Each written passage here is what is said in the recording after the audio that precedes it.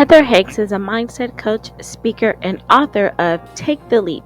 She has been featured on numerous podcasts and published in Authority Magazine, Thrive Global, Voyage Denver, and Women Who Empower and Inspire. Heather has reached hundreds of thousands in more than 100 countries through her podcast, Mind Over Matter. Heather specializes in helping others get out of their own way by awakening their infinite potential to create their ideal life. Heather is a graduate of the Tony Robbins Master University and Gabby Bernstein's Spirit Junkie Masterclass. She has also studied Abraham Hicks, Dr. Joe Dispenza, and Bob Proctor's Principles of Alignment, Brain and Heart Coherence, and Shifting Paradigms for Personal Mastery. She manifested six figures after taking the leap to quit her corporate job by aligning with her true passion and purpose, and is now on a mission to help others overcome their blocks through her transformative coaching programs. Connect with Heather through her book, Take the Leap, at heatherhakes.com/take the leap, or complimentary life assessment at heatherhakes.com/life-assessment.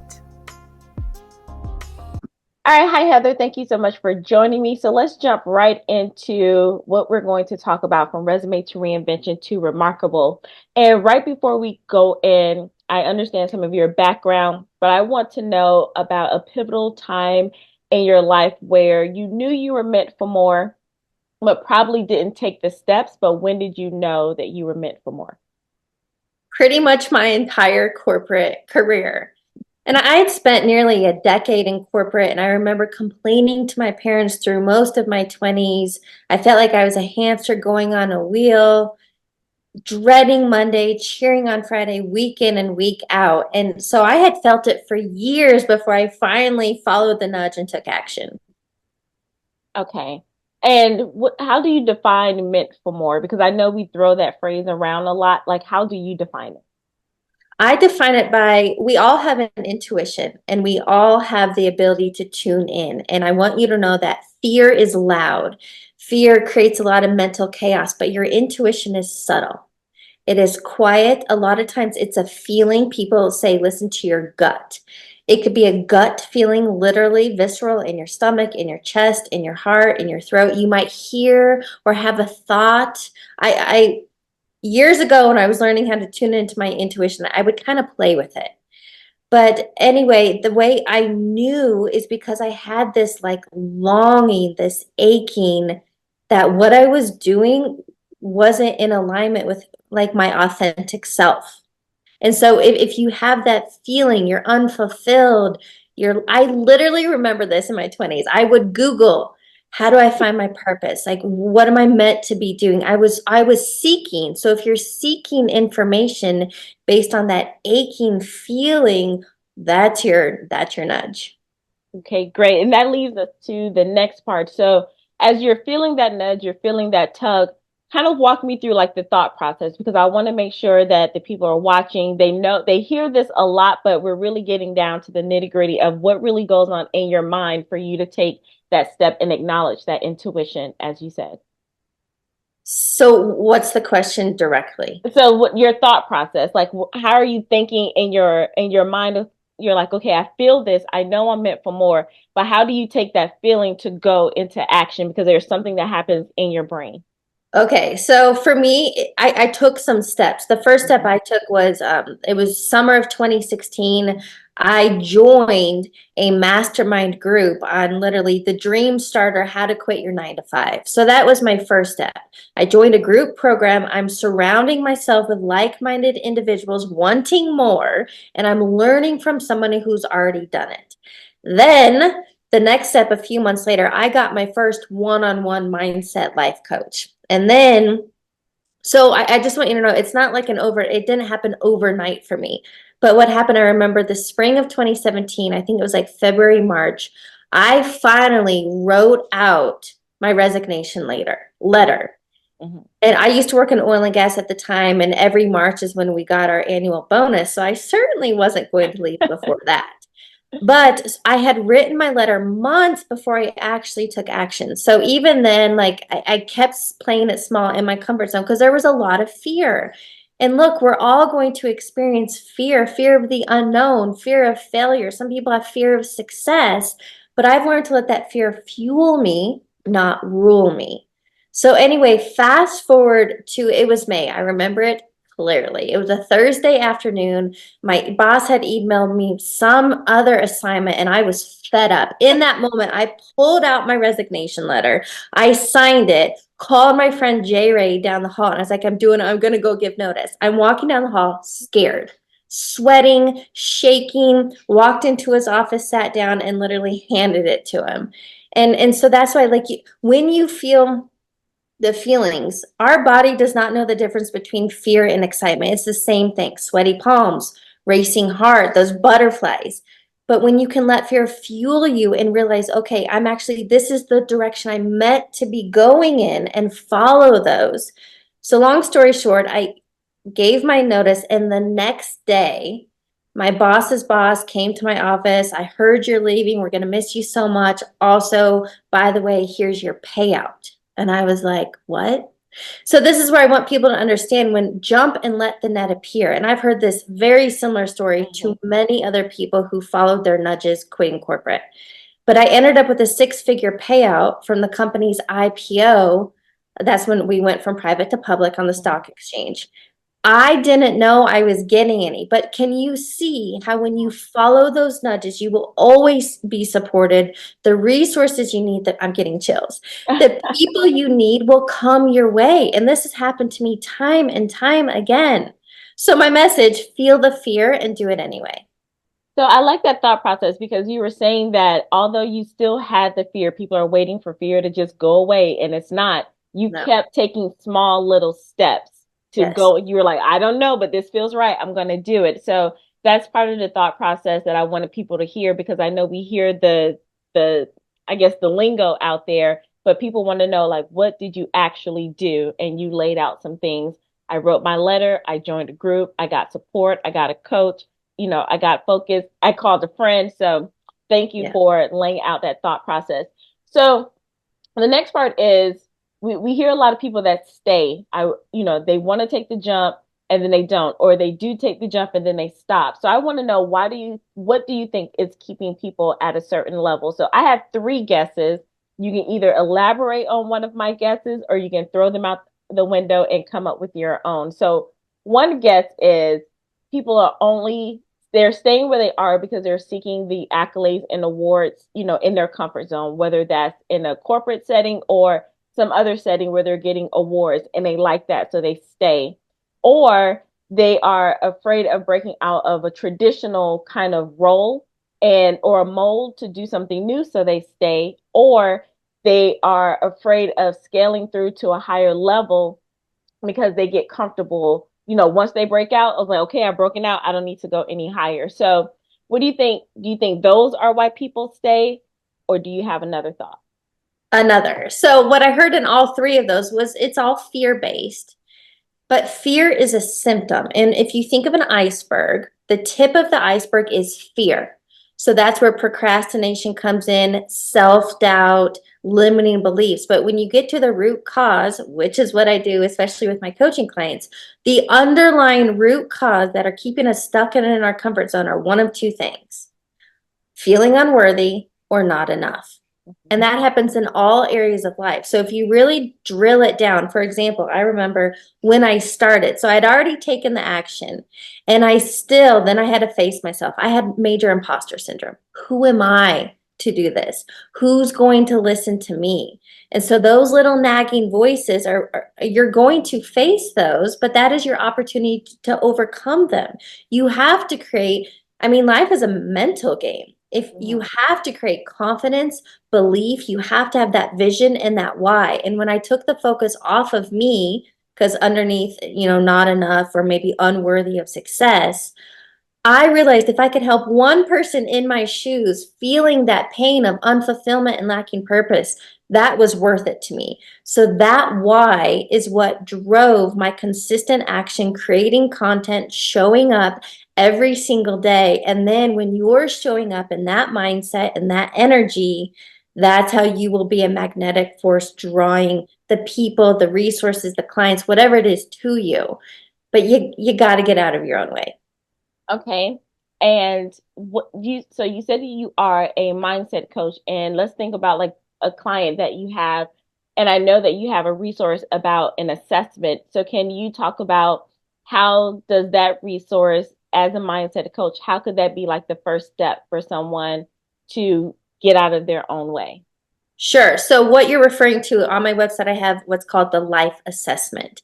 The first step in creating change any area of your life is awareness. You have to become aware of where you're at. And then most importantly, you have to create clarity and vision on where you want to go. And that's what the assessment does. So for example, you have to figure out what is your major pain point? Is it health? Is it finances? Is it work, your career? Is it relationships? Figure out your pain point, which is what the assessment does. And then here's what I want you to understand. Think of all of those major life buckets as spokes on a wheel.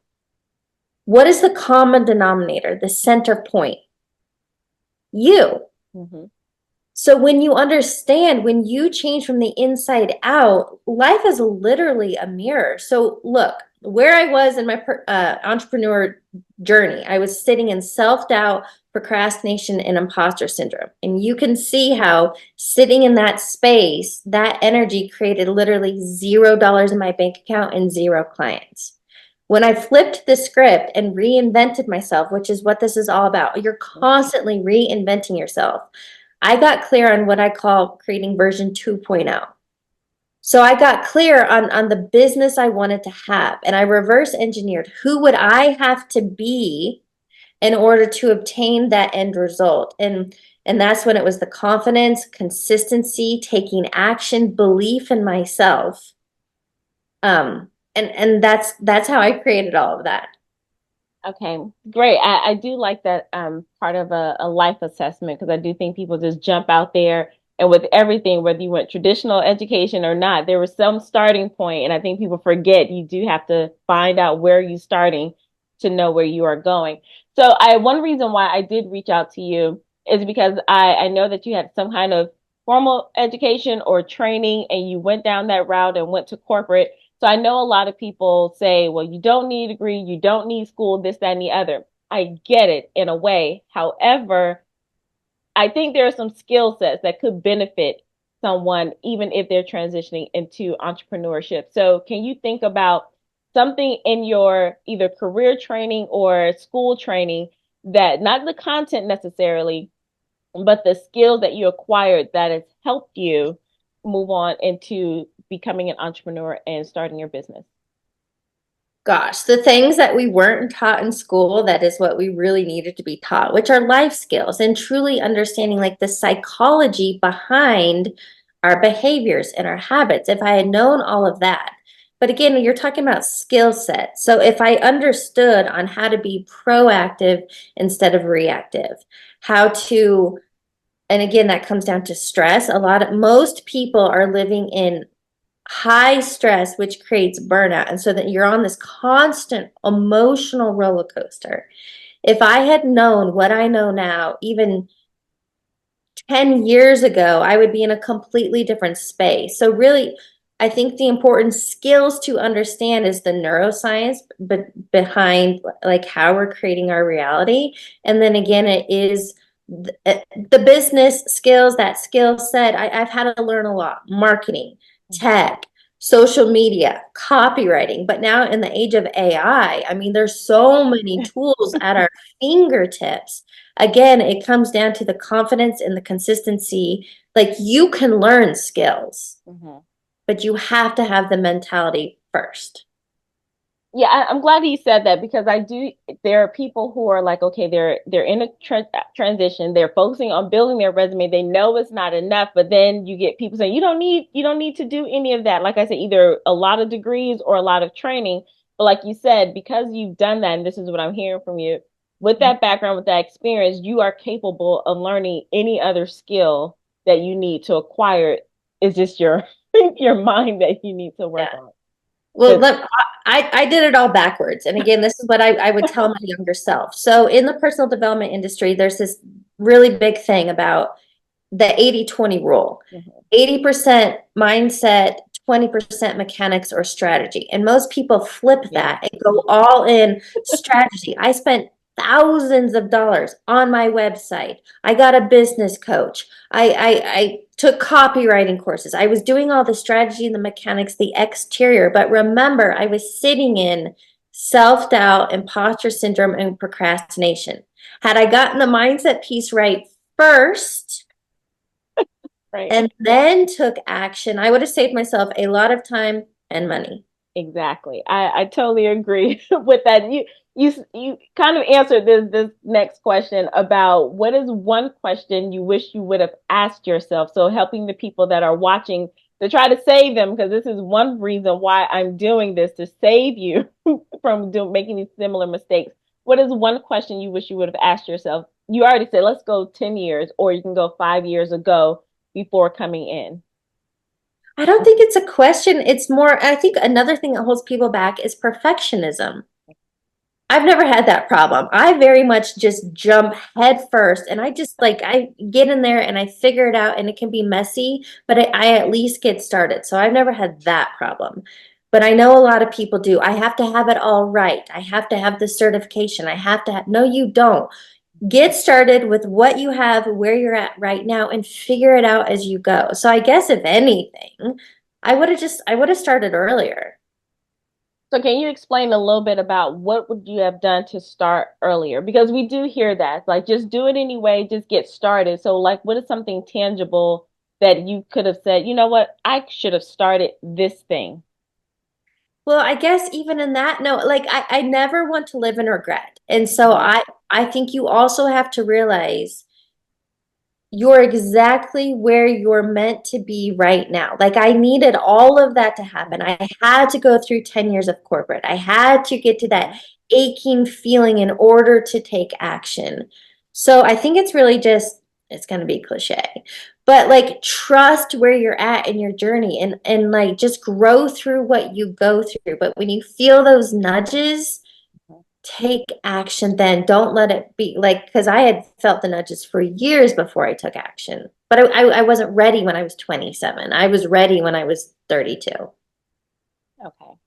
Well, then that's still helpful because yes, I don't like you said, I don't regret anything, but there's just something like you said, even for what I'm hearing you say, had I focused just on my mindset and not working on the skills, that would be one thing that I picked up on from you. It's like, yes, all those experiences are great, but I could have left the skill set that would come and just focus on, let me show up to be this person that I'm envisioning before I dump all the thousands of dollars.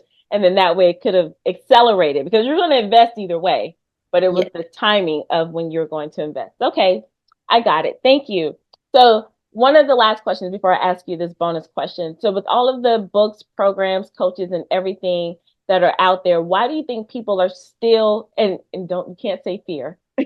Why do you think people are still kind of not being on their edge? Like there's no urgency to, they feel the nudge, but there's no urgency either from resume to reinvention or even from, okay, I made it out of corporate or my job, now I'm doing my business, but they're not going to the next level, which I call remarkable.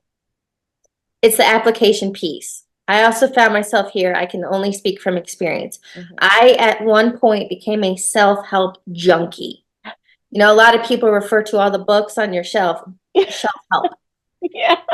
But that's what had happened. I had become so enamored in the energy of going to the events Mm-hmm. and being surrounded by the people. And for example, Tony Robbins was part of my journey.